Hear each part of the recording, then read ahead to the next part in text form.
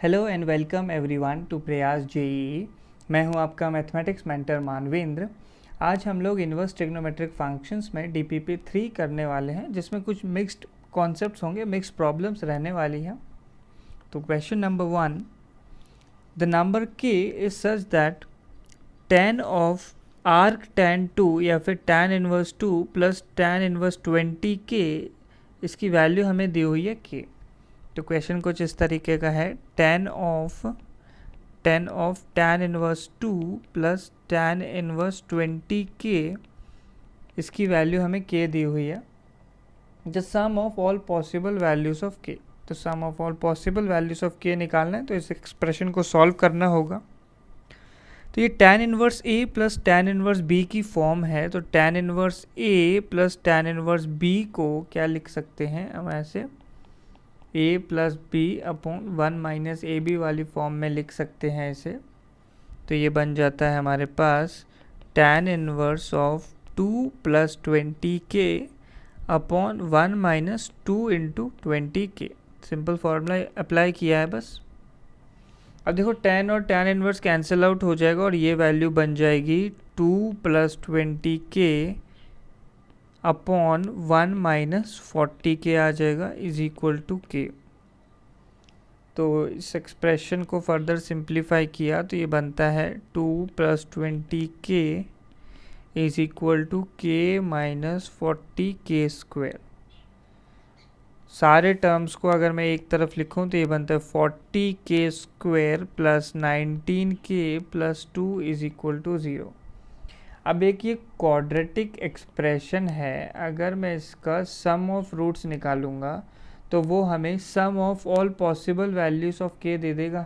तो sum of roots का formula होता है माइनस बी बाई ए, तो क्या बनेगा minus 19 upon 40, coefficient of k upon coefficient of k square, minus sine के साथ माइनस 19 अपॉन 40 वैल्यू बन जाती है।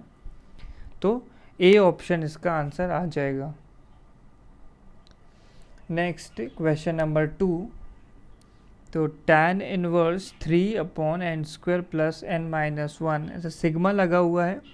तो आप लोगों को ध्यान आना चाहिए कि समेशन ऑफ सीरीज टॉपिक जो मैंने पढ़ाया था उसके कॉन्सेप्ट यहाँ यूज़ होने वाले हैं। तो समेशन ऑफ सीरीज़ में हमें जनरल टर्म को कुछ a minus B upon 1 plus A B form में तोड़ना होता है, ताकि हम फिर मेथड ऑफ डिफरेंस लगा पाएंगे और उससे हमारा आंसर बन जाएगा। तो मेथड ऑफ डिफरेंस लगाने के लिए इस तरीके एक्सप्रेशन लिखी जाती है। तो इस एक्सप्रेशन को nth टर्म को अगर मैं लिखना चाहूँ तो बनता है tan इनवर्स, पहले तो एज इट इज़ एक्सप्रेशन में लिख देता हूँ N square plus N minus 1। अब आप लोग ऑब्जर्व करो कि डिनोमिनेटर में हमें एक 1 चाहिए, तो डिनोमिनेटर में 1 डायरेक्टली तो आएगा नहीं, तो मैंने खुद से एक 1 ऐड कर दिया। अगर 1 ऐड किया तो एक 1 सब्ट्रैक्ट करना होगा डिनोमिनेटर में, और माइनस 1 किस में कन्वर्ट हो जाएगा फिर, माइनस 2 में। अब डिनोमिनेटर को फिर से देखो, a इंटू बी का एक्सप्रेशन चाहिए, यानी N square plus N minus 2 को मुझे दो फैक्टर्स में ब्रेक करना होगा। तो दो फैक्टर्स में ब्रेक किया तो ये बनता है 1 प्लस, तो इसे हम लिख सकते हैं n plus 2 into N minus 1, इस तरीके से लिखा जा सकता है। अब बस किसी भी तरीके से न्यूमरेटर को इन्हीं दो फैक्टर्स का डिफरेंस लिखना है। तो बिल्कुल यहाँ पे बन रही है बात, 3 को हम लोग लिख सकते हैं n plus 2 minus of n minus 1। तो अगर इसको सॉल्व करेंगे तो न्यूमरेटर में आप देखो n कैंसिल आउट हो गया और 2 प्लस 1 3 बन जाएगा। तो न्यूमरेटर की वैल्यू एज इट इज़ आ गई है जो रिक्वायर्ड है। हमने पूरी फॉर्म बना ली है a minus B upon 1 plus A B, तो इसे ब्रेक करके लिख सकते हैं tan inverse n plus 2 minus of tan inverse n minus 1। ऐसे दो tan इनवर्स में इसे ब्रेक कर सकते हैं हम। अब फर्दर हम n की वैल्यूज रखेंगे और आंसर हमें मिल जाएगा। तो n की वैल्यू 1 रखने पे tan इनवर्स n प्लस 2 क्या हो गया, tan इनवर्स 3, और n माइनस 1 वैल्यू क्या बन जाएगी, tan इनवर्स 0। n की वैल्यू 2 रखने पे क्या बनता है, tan inverse 4 minus tan inverse 1। n की वैल्यू 3 पे tan inverse 5 minus tan inverse 2। 4 पे मिलता है tan inverse 6 minus tan inverse 3। और जब ऐसे नीचे जाओगे तो n की वैल्यू इन्फिनिटी रखने पे पहला टर्म भी π/2 बन जाएगा, दूसरा टर्म क्या बनेगा, tan इनवर्स ऑफ n-1 ही लिखे रहने देता हूँ मैं, इसे π/2 नहीं लिखता। तो आप लोग देखो ऐसे टर्म्स जो हैं कैंसिल आउट होना शुरू होंगे। फाइनली ये tan inverse n-1 cancel out हो जाएगा। बट टर्म्स जो हैं ऐसे 3 टर्म छोड़ के फिर ऐसे डायगनली कैंसिल आउट हुए हैं, मतलब ऐसे लेफ्ट हैंड साइड पे 3 π/2 रहने वाले हैं। तो जो वैल्यू कितनी हो जाएगी, 3 π/2 रहेगी।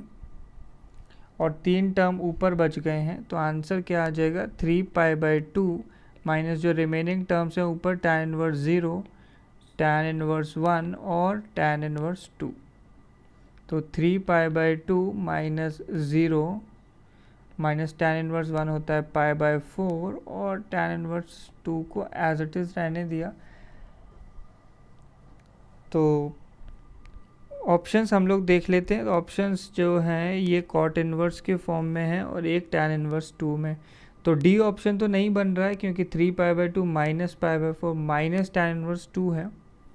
तो इसको मैंने ऐसे लिखा, पाई प्लस π/2 लिख दिया 3 π/2 को, माइनस tan इनवर्स 2 है, माइनस π/4 और है। तो ऐसे π/2 माइनस tan इनवर्स 2 को क्या लिख सकते हैं, कॉट इनवर्स ऑफ 2। और पाई माइनस π/4 कितना हो गया, 3 π/4। तो 3 π/4 प्लस कॉट इनवर्स 2 जो है हमारा आंसर बन जाता है। तो 3 π/4 plus cot inverse 2 option A जो है आंसर आ जाएगा।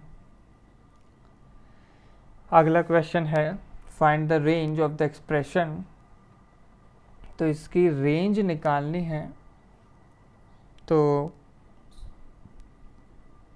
Cot inverse x plus sec inverse x plus cosec inverse x,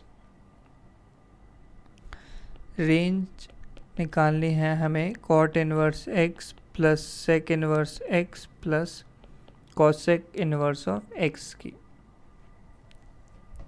एक बार अगर मैं डोमेन देखूं तो कॉट इनवर्स x की डोमेन होती है ऑल रियल और इन दोनों की डोमेन होती है -∞ से -1 closed union 1 close to infinity. इस तरीके से होता है, यानी ओवरऑल डोमेन जो है यही आ जाएगी जो सेक इनवर्स और कॉसेक इनवर्स की डोमेन है। तो ये हमारी डोमेन ऑफ फंक्शन बन जाती है। अब आप लोगों को ध्यान आ गया होगा कि 3 इंपॉर्टेंट आइडेंटिटीज़ हमने पढ़ी थी। Sine inverse plus cos inverse π/2 होता है, tan inverse plus cot inverse, ऐसे ही sec inverse plus cosec inverse भी π/2 होता है। तो इस तरीके से हम लोग इसे लिख सकते हैं। अच्छा, लेकिन ये ध्यान रखना है कि अब कॉट इनवर्स की कंप्लीट डोमेन अलाउड नहीं है, केवल ये रेस्ट्रिक्टेड डोमेन है। तो इस रेंज में कॉट इनवर्स क्या क्या आंसर दे सकता है। तो कॉट इनवर्स का अगर मैं आपको ग्राफ ड्रॉ करूं तो ग्राफ जो है कुछ इस तरीके से होता है। ऐसे ऊपर की तरफ ये पाई पे बाउंड होता है, नीचे 0 पे। बस इतना ध्यान रखना है आप लोगों को कि ये एक डिक्रीजिंग ग्राफ है और हमें किस इंटरवल में रेंज चाहिए, -∞ से -1 यूनियन 1 से इन्फिनिटी में कॉट इनवर्स ऑफ x की वैल्यूज़ हमें देखनी है। तो -∞ पे आप लोग देख सकते हैं -∞ के करस्पॉन्डिंग वैल्यू पाई को अप्रोच कर रही है। तो डिक्रीजिंग होने की वजह से सारे साइंस जो हैं चेंज हो जाएंगे। -∞ पे हाईएस्ट वैल्यू आने वाली है। तो -∞ पे हाईएस्ट वैल्यू वो क्या, पाई क्लोज, क्योंकि -∞ बनता नहीं है और कॉट इनवर्स पाई को अप्रोच नहीं करेगा। फिर ये जो -1 लिखा है ये वाली वैल्यू थोड़ा पहले ही आ जाएगी। -1 पे कॉट इनवर्स की वैल्यू कितनी हो जाती है, 3π/4। तो देखो -1 पे क्लोज लगा है तो 3π/4 पे क्लोज लगेगा। यूनियन। आप लोग देख सकते हैं डिक्रीजिंग होने की वजह से मैं इंटरवल को उल्टे डायरेक्शन में लिखना शुरू कर रहा हूँ। मैंने माइनस इन्फिनिटी के करस्पॉन्डिंग पाई मिला, -1 के करस्पॉन्डिंग 3π/4। अब 1 के करस्पॉन्डिंग क्या आ जाता है, कॉट इनवर्स 1 होता है π/4।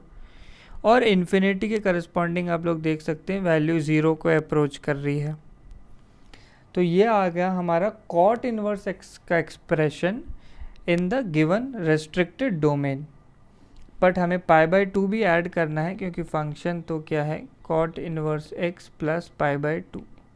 तो हर जगह π/2 ऐड कर दिया, 0 में π/2 ऐड किया तो वो π/2 बन जाएगा। π/4 में π/2 ऐड किया तो वो हो गया 3π/4। इस पर क्लोज लगा हुआ है। फिर 3π/4 में अगर π/2 ऐड कर दिया तो वो वैल्यू हो गई कितनी, सिंपली 5π/4। और पाई में π/2 ऐड किया तो 3π/2 और ओपन लगा हुआ है। तो बस ये हमारा फाइनल आंसर होना चाहिए। तो इस तरीके का ऑप्शन बी है, बी हमारा आंसर हो जाएगा। तो बस एक ही ध्यान रखने वाली बात थी, कॉट इनवर्स डिक्रीजिंग फंक्शन है तो इंटरवल जो है चेंज हो जाएंगे। अगला क्वेश्चन नंबर 4।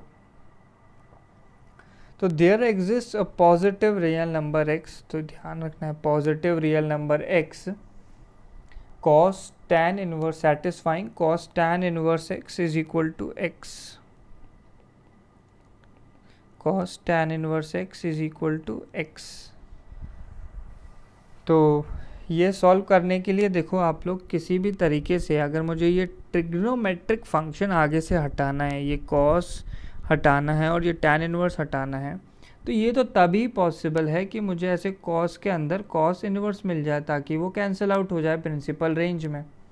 तो इस tan इनवर्स x को थीटा मान के अगर मैं ट्रायंगल ड्रॉ करूँगा तो पॉसिबल है। तो tan इनवर्स x को अगर थीटा माना तो ट्रायंगल ड्रॉ करने पे ऐसे x और 1 बन जाएगा। तो ये हाइपोटेन्यूस कितनी आ जाएगी, 1 + x²। तो इसको अगर मैंने cos इनवर्स में कन्वर्ट किया तो वैल्यू कितनी बन गई, बेस अपॉन हाइपोटेन्यूस, तो 1/√1 + x² की वैल्यू x आ गई। अब cos और cos इनवर्स कैंसिल आउट हुए अगर, तो 1/√1 + x² की वैल्यू x बन गई। इस एक्सप्रेशन को सॉल्व करके हमें आंसर मिल जाना चाहिए। इसे सॉल्व करने के लिए स्क्वेयरिंग करी दोनों तरफ, तो 1/1 + x² is equal to x²।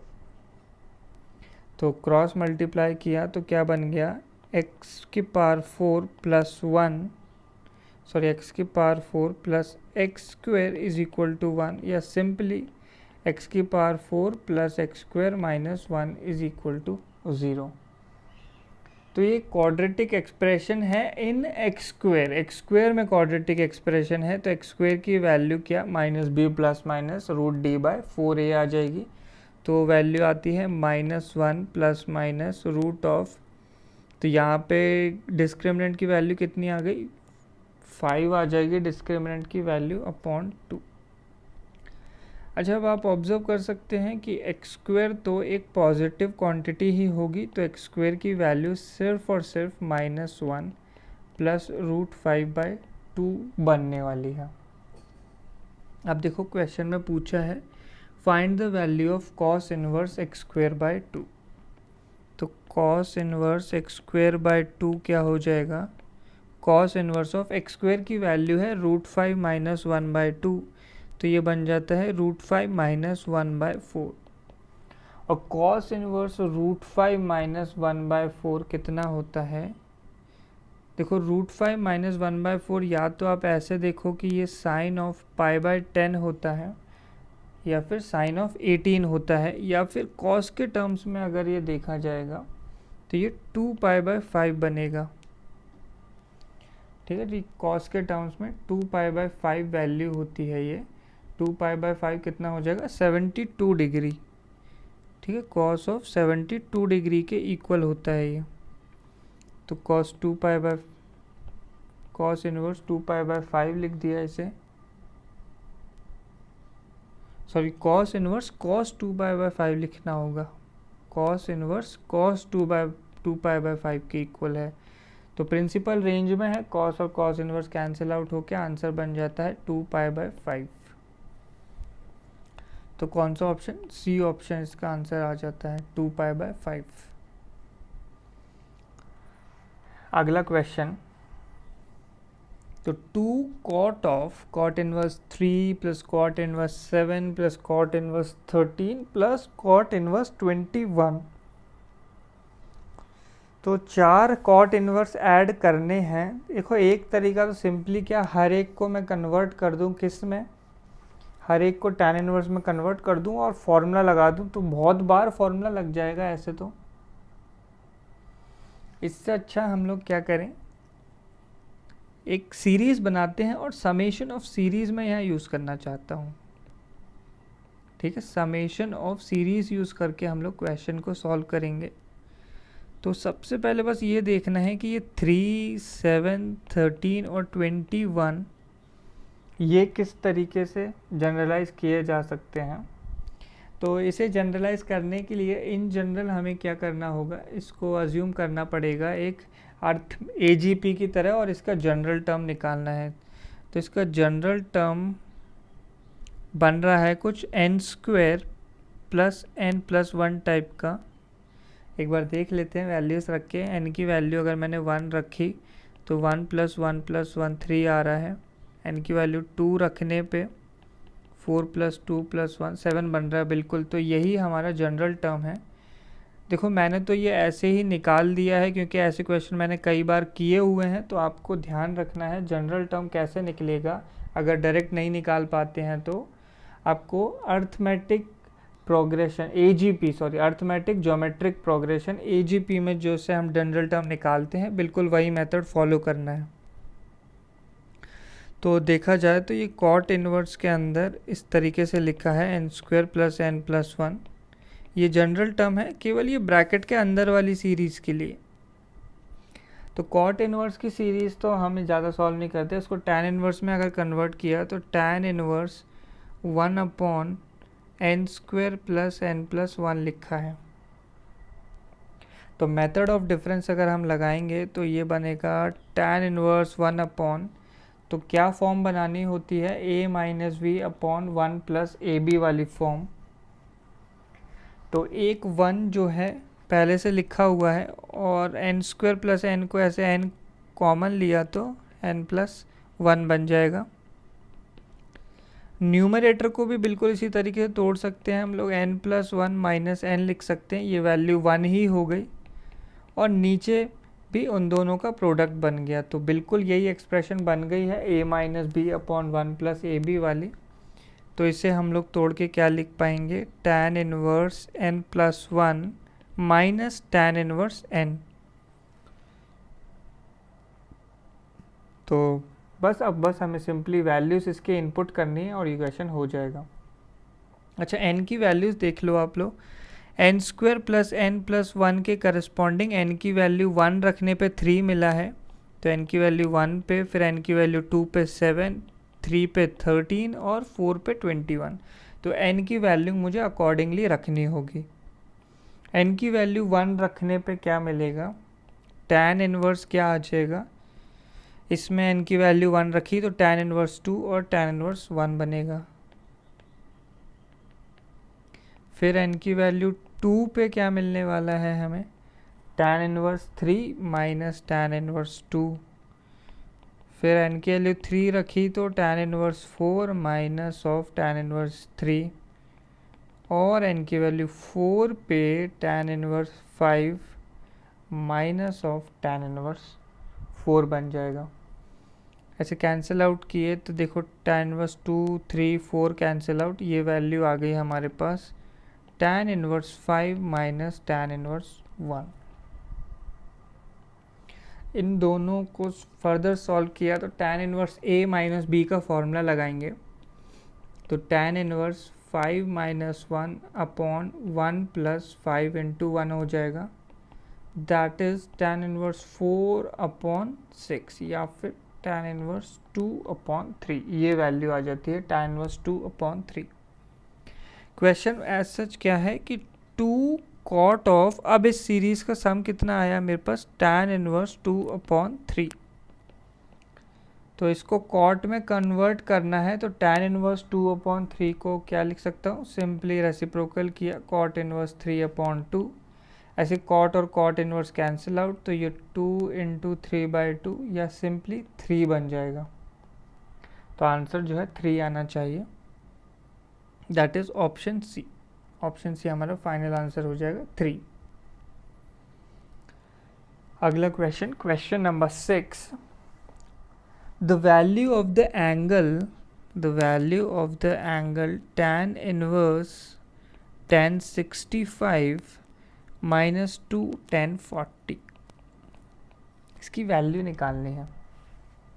तो देखो क्वेश्चन किसी भी तरीके से सिंप्लीफाई होके ऐसा बनेगा कि tan इनवर्स tan ऑफ कुछ थीटा आएगा और tan इनवर्स और tan कैंसिल आउट होके आंसर कुछ थीटा के फॉर्म में रह जाएगा।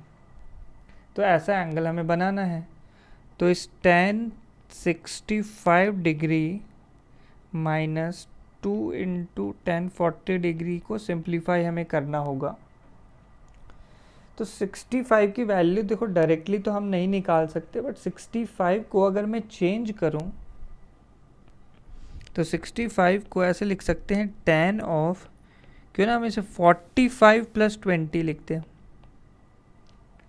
60 + 5 भी आप सोच सकते हो, बट 45 + 20 लिखने से एक फ़ायदा नज़र आ रहा है क्या, कि ये जो tan 40 लिखा हुआ है, इस tan 40 को मैं लिख दूंगा tan ऑफ 2 × 20।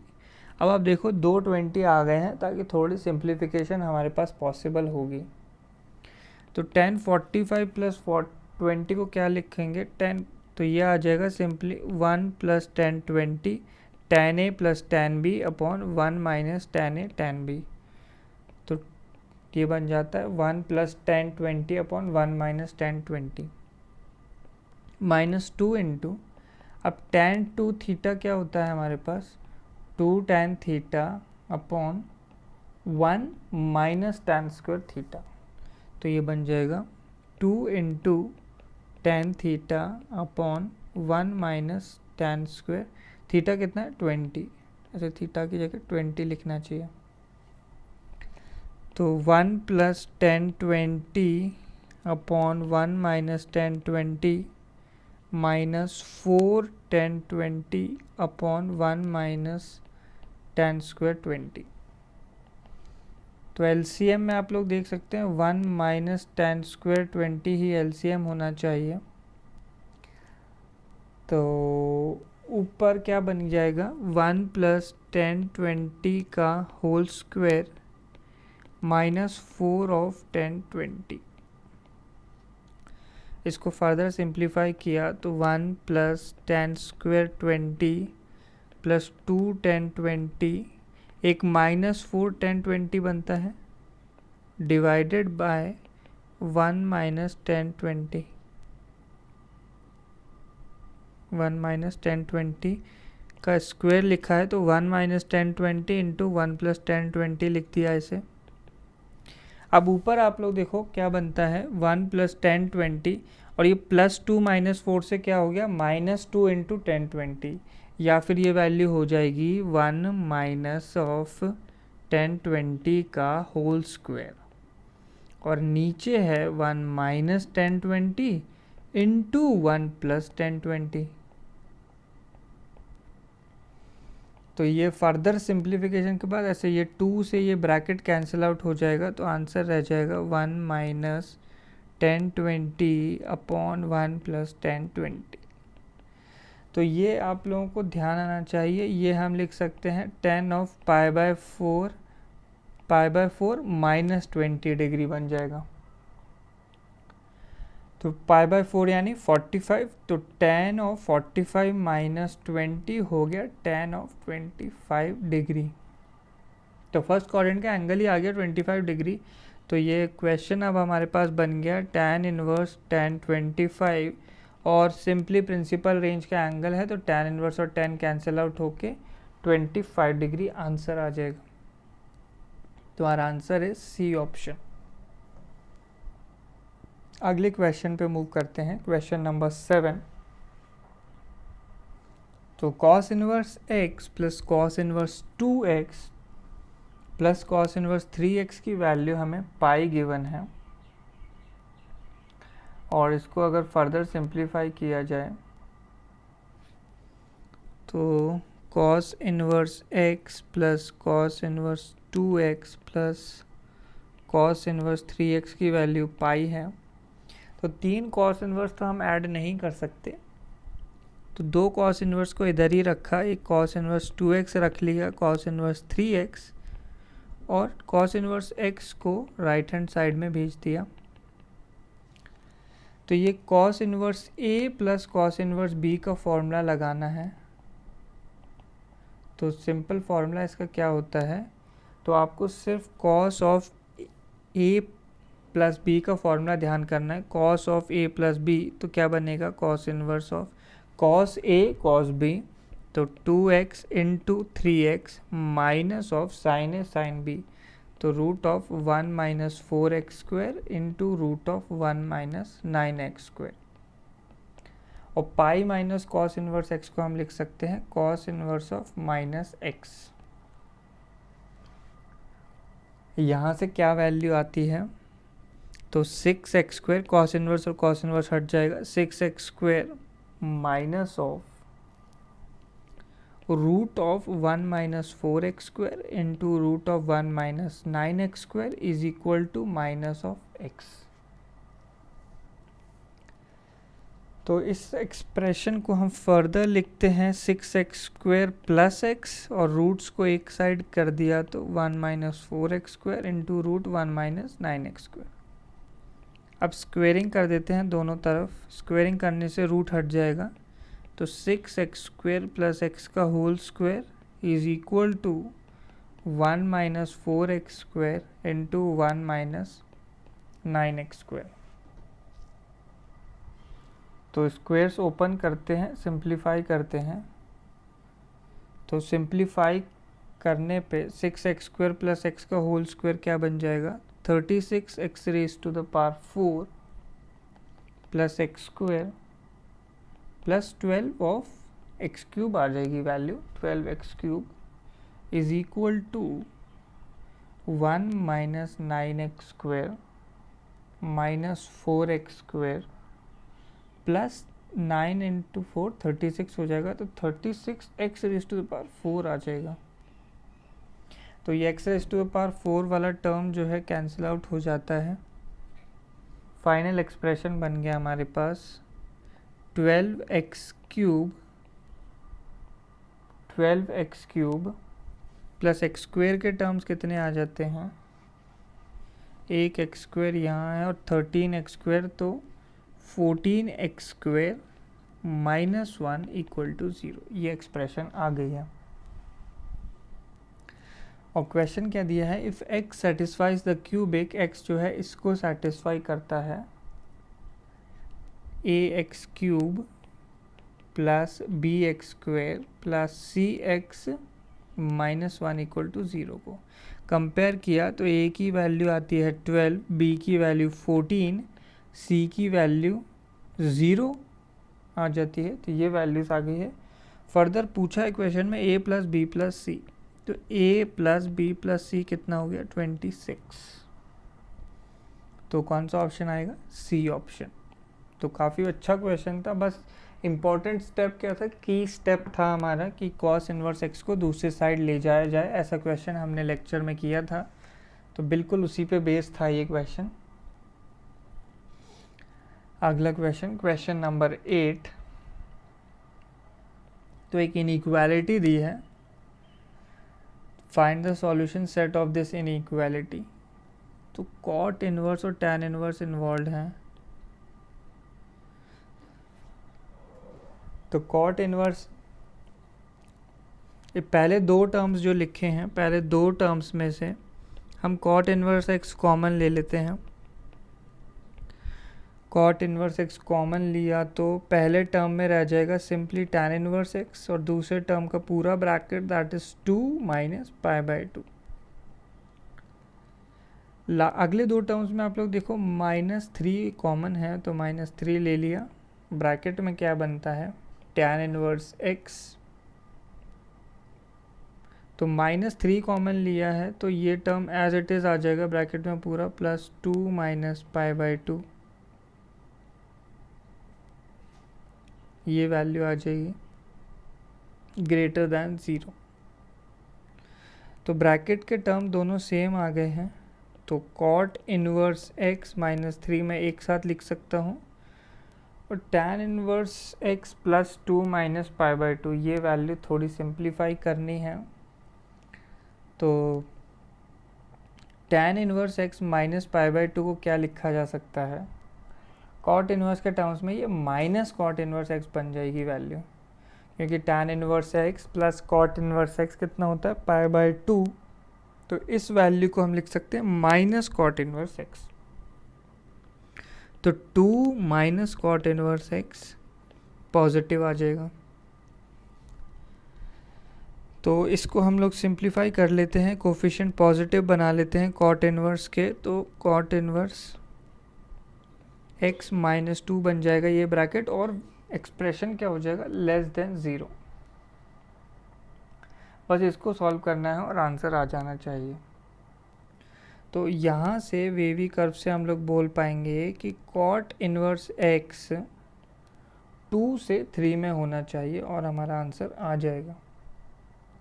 बट आंसर में पूछा है हमसे x का इंटरवल, हमें cot इनवर्स x का इंटरवल नहीं, x का इंटरवल बताना है। तो cot इनवर्स x का अगर ग्राफ देखा जाए तो वो कुछ इस तरीके से होता है, एक डिक्रीजिंग ग्राफ है। तो cot इनवर्स x किस रेंज में है, 2 से 3 में दिया हुआ है, 2 से 3। तो x क्या आएगा, x आपको ध्यान रखना चाहिए कि इनइक्वालिटी के साइंस रिवर्स होंगे और वो cot 3 से cot 2 में आएगा। साइंस रिवर्स क्यों हुए, क्योंकि ग्राफ एक डिक्रीजिंग ग्राफ था। तो x का इंटरवल हमारे पास आ जाता है cot 3 से cot 2, cot 2 से 3 नहीं है, cot 3 से cot 2 है, क्योंकि एक डिक्रीजिंग ग्राफ था, इसलिए इनइक्वालिटी का साइन रिवर्स करने होंगे। तो cot 3 से cot 2 या फिर ऑप्शन बी आ जाएगा। तो बस यही इम्पॉर्टेंट बात थी ध्यान रखने वाली कि डिक्रीजिंग ग्राफ है तो साइंस रिवर्स करने होंगे। अगला क्वेश्चन नंबर 9। तो फिर से हमारे पास एक इनफाइनाइट सीरीज दी हुई है, तो इनफाइनाइट सीरीज का सम निकालना है। तो न्यूमरेटर्स ऑब्जर्व करो, न्यूमरेटर तो सबके सेम है, यानी डिनोमिनेटर का जनरल टर्म निकालना है। डिनोमिनेटर का जनरल टर्म है, तो ये दी हुई है 7 + 19 + 39 + 67, इस तरीके की सीरीज़ है। डिनोमिनेटर की सीरीज़ लिखती है ये मैंने सिर्फ। तो जनरल टर्म देखो, डायरेक्ट देख के बताना यहाँ थोड़ा मुश्किल है, मैंने पहले भी आपको सॉल्व नहीं किया था, वहाँ पे डायरेक्ट बताया जा रहा था। इसमें मैं आपको बता देता हूँ निकालते कैसे हैं हम लोग। तो ये एक AGP की तरह हम लोग सॉल्व करेंगे। टर्म्स को क्या करेंगे, एक एक आगे शिफ्ट करके लिख देंगे। तो ये 7 यहाँ पे आ जाएगा, फिर 19 39, और हमें तो nth टर्म चाहिए तो Tn लिख लेते हैं लास्ट में। तो ऐसे Tn के नीचे कौन सा टर्म आएगा, Tn - 1, फिर लास्ट में Tn। सब्ट्रैक्ट किया, सब्ट्रैक्ट करने पे देखो s - s तो सिंपली हो गया 0 = 7 में से कुछ सब्ट्रैक्ट नहीं हुआ तो ये तो 7, प्लस 19 में से 7 गया तो 12, फिर आ जाएगा 20, फिर ये बन गया 28, फिर देखो Tn - 1 बनेगा, और लास्ट टर्म क्या आ जाएगा, -Tn। सब्ट्रैक्ट किया है हमने, इतना ध्यान रखना है। तो इस Tn को राइट हैंड साइड पे ले गए, तो Tn की वैल्यू आ जाती है 7 प्लस, तो देखो पहला टर्म अगर मैं छोड़ दूं तो उसके बाद जो डिफरेंस बन रहा है वो हमारे पास 8 का डिफरेंस बनता जाएगा, तो एक AP बन जाएगी। AP में नंबर ऑफ टर्म्स कितने होंगे? देखो total number of terms n है और एक कम कर लिया तो n-1 टर्म्स आ जाएंगे, तो n-1/2, तो फॉर्मूला होता है n/2 into 2a plus n-1 into d, तो 2a हो गया 24 प्लस n-1 इस पर n-2 बन जाएगा, इंटू d कितना है 8। तो इसको सॉल्व करें, इसको सॉल्व करके वैल्यू आ जाएगी 4n² प्लस 3। तो ये देख लो, आप लोग वेरीफाई कर सकते हैं। n की वैल्यू अगर मैंने 1 ली तो क्या आता है 7, तो देख लो डिनोमिनेटर में 7 है। फिर n की वैल्यू 2 लेने पे आता है 4 इंटू 4 16 प्लस 3 19 आना चाहिए, तो 19 बन रहा है। तो हमारा जनरल टर्म बिल्कुल सही है, बस इसे सॉल्व करेंगे और आंसर आ जाएगा। तो अगर मैं आर्थ टर्म लिखूं सीरीज़ का तो कुछ इस तरीके से होगा, tan इनवर्स 4/4r² प्लस 3। तो हमें जब भी मेथड ऑफ डिफरेंस लगाना है तो a minus B upon 1 plus A b जैसा टर्म बनाना है। तो tan इनवर्स 4 एक 1 नीचे ऐड कर दिया, एक 1 ऐड किया, तो एक 1 अगर मैं ऐड करूं, बट इस तरीके से तो ये सिंप्लीफाई होगा नहीं, तो फिर 4 भी अगर मैं हटा दूं r² के आगे से तो बिल्कुल पॉसिबल लग रहा है। देखो 4 से अगर डिवाइड कर दिया तो हम लोग इसे लिख पाएंगे tan inverse 1/r² plus 3/4। r² plus 3/4 है, इसमें 1/4 मैंने अगर ऐड किया तो 1 बन जाएगी वैल्यू, प्लस r² माइनस में क्या आ जाएगा 1/4। देख सकते हैं आप लोग बैलेंस्ड है अभी इक्वेशन, एक 1/4 ऐड किया और एक 1/4 सब्ट्रैक्ट कर दिया है। इसको फर्दर सिंप्लीफाई किया तो tan इनवर्स 1/1 प्लस एक r माइनस हाफ हो जाएगा और एक r प्लस हाफ टर्म बन जाता है। तो न्यूमरेटर में हम लोग क्या लिखेंगे, न्यूमरेटर की वैल्यू जो है 1 बनानी है, तो इसे हम लिख देते हैं r plus half minus of r minus half. तो न्यूमरेटर अब 1 बन गया है, 1 plus r minus half into r plus half. तो अब a minus B upon 1 plus A b की फॉर्म आ गई है, तो 2 tan इनवर्स में टूट जाएगा, तो tan inverse r plus half minus of tan inverse r minus half में 2 टर्म आ गए हैं। अब सिंपल सॉल्व करना है और आंसर आ जाएगा। तो अप टिल इन्फिनिटी तक का सम पूछा हुआ है क्वेश्चन में, तो इन्फिनिटी तक सॉल्व करते हैं। तो n की वैल्यू अगर 1 लेंगे तो बनेंगे terms tan inverse 3/2 minus tan inverse half, फिर n की वैल्यू 2 लेने पे बनेगा tan इनवर्स 5/2 माइनस यहाँ आ जाएगा tan इनवर्स 3/2। इस तरीके से देखो लास्ट में वैल्यू दोनों π/2 ही बनेंगी n की वैल्यू इन्फिनिटी रखने पे। तो ऐसे टर्म्स कैंसिल आउट होंगे, एक यहाँ नीचे रह जाएगा π/2 और ऊपर रह जाएगा tan इनवर्स हाफ। तो आंसर आ गया हमारा π/2 माइनस tan इनवर्स हाफ।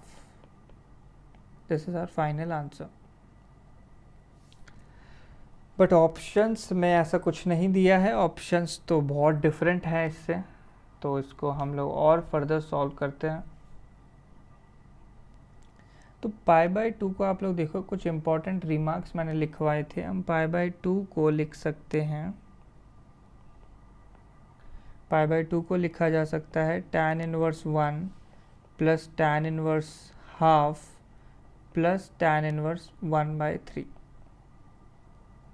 जैसे tan inverse 1 plus tan inverse 2 plus tan inverse 3 equal to pi होता है, ऐसे सेकेंड रिमार्क एक मैंने बताया था कि tan inverse 1 plus tan inverse half plus tan inverse 1/3 किसके इक्वल होता है, पाई/2 के। इसमें से पाई इनवर्स हाफ हटाया तो क्या रह जाएगी वैल्यू, तो इसमें से अगर tan इनवर्स ऑफ हाफ हटा दिया जाए तो हमारे पास वैल्यू बच जाएगी tan inverse of 1 plus tan inverse 1/3, या फिर ऐसे लिख दें tan inverse 1 plus cot inverse of 3। ये फाइनल आंसर आ जाएगा। तो ये ज़रूर मैच कर रहा है हमारा, किससे मैच कर रहा है ये, ऑप्शन बी से। तो बी ऑप्शन आंसर आ जाएगा tan inverse 1 plus cot inverse of 3। अगला क्वेश्चन, तो 3 एंगल्स हैं, एक cot इनवर्स पाई/3, एक sin इनवर्स पाई/4, एक sec इनवर्स 2 पाई/3, और इनको करेक्ट ऑर्डर में हमें लगाना है। तो पहले मैं इन्हें कंपेयर कर लेता हूँ, अल्फ़ा और बीटा को, यानी cot इनवर्स पाई/3 को और sin इनवर्स पाई/4, इन दोनों को कंपेयर करता हूँ। तो ये जो पाई/3 वैल्यू है, पाई/3 पाई होता है 3.14, 3.14 को 3 से डिवाइड करोगे तो ये वैल्यू जो है 1 से बड़ी आने वाली है। इस एक्सप्रेशन में अगर दोनों तरफ cot इनवर्स लिया जाएगा तो cot इनवर्स पाई/3 जो है cot इनवर्स 1 से छोटा होगा। साइन चेंज किया है क्योंकि एक डिक्रीजिंग फंक्शन होता है। तो cot इनवर्स पाई/3 जो है, cot इनवर्स 1 कितना हो जाएगा, पाई/4। इस पाई/4 वैल्यू से छोटा है। पाई/4 कितना हो जाएगा, ये आ जाएगा आपके पास अप्रॉक्सीमेटली 0.8 के आसपास। जब फिर एग्जैक्ट देखेंगे तो 0.78 के अराउंड ये वैल्यू आती है। तो 0.78 से छोटा है cot इनवर्स पाई/3। अब हम लोग पाई/4 वैल्यू आई थी, तो पाई/4 पे साइन 1/√2 होता है, तो हम क्यों ना पाई/4 को और 1/√2 को कंपेयर कर लें। तो पाई/4 और 1/√2 को कंपेयर किया तो एलसीएम अगर मैंने 4 बनाया तो ये बनता है पाई/4, और इसे मल्टीप्लाई करना पड़ेगा मुझे 2√2 से, तो 2√2/4। तो कौन सा टर्म हमारे पास बड़ा आ जाएगा, तो 2√2 और पाई में कौन सा बड़ा टर्म है,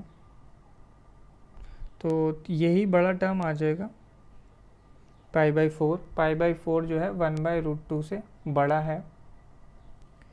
तो दोनों तरफ अगर साइन इन्वर्स लिया गया तो साइन इन्वर्स एक इंक्रीजिंग फंक्शन होता है, तो साइन इन्वर्स पाई/4 ऐसे साइन इन्वर्स 1/√2 से बड़ा होगा, और साइन इन्वर्स 1/√2 होता है पाई/4। तो अल्फ़ा और बीटा में अगर देखा जाए तो बीटा बड़ा आ गया अल्फ़ा से, तो ऑप्शन ए पॉसिबल है और डी पॉसिबल है। अब हमें गामा की वैल्यू और देखनी है, तो अभी ए और डी में से आंसर हमें निकालना है। तो सेक इनवर्स 2 पाई/3, तो सेक इनवर्स 2 पाई/3, तो सेक में अगर एंगल देखूं तो मुझे कौन कौन से पता है। कॉस इनवर्स में हाफ की वैल्यू पता है, तो सेक इनवर्स में 2 मुझे पता है। तो 2 पाई/3 और 2 को अगर कंपेयर किया जाए, इन दोनों में कौन सा बड़ा आ जाएगा, तो डेफिनेटली ये 2 पाई/3 वाला बड़ा होगा। क्यों, क्योंकि पाई है 3.14, 2 इंटू 3.14 6.28, तो ये 2 से बड़ी वैल्यू है। और सेक इनवर्स एक इंक्रीजिंग फंक्शन होता है, एक इंक्रीजिंग फंक्शन होता है। सेक इनवर्स लिया दोनों साइड, तो सेक इनवर्स 2 पाई/3 जो है सेक इनवर्स 2 से बड़ा होगा, और सेक इनवर्स 2 आ जाता है पाई/3। पाई/3 कितनी वैल्यू होगी, 3.14.3, 1 से बड़ी वैल्यू आने वाली है। ठीक है, तो 1.0203 ऐसी कुछ वैल्यू आ जाएगी, एग्जैक्टली नहीं पता। 3.1/4/3 1 से बड़ी वैल्यू है, तो इसका मतलब गामा जो है 1 से बड़ा आ गया। तो सबसे बड़ा हमारे पास गामा है, गामा के बाद बीटा है और फिर अल्फ़ा है, तो ये आंसर आएगा। तो ऐसा ऑप्शन कौन सा है? D option. तो डी ऑप्शन फाइनल आंसर बन जाएगा। तो बस हमें सिंपली कंपेयर करके वैल्यूज़ निकालनी होती हैं। तो बस इस क्विज़ के लिए, इस डीपीपी के लिए सिर्फ इतना ही। तो please like this video, share it with your friends and classmate, and don't forget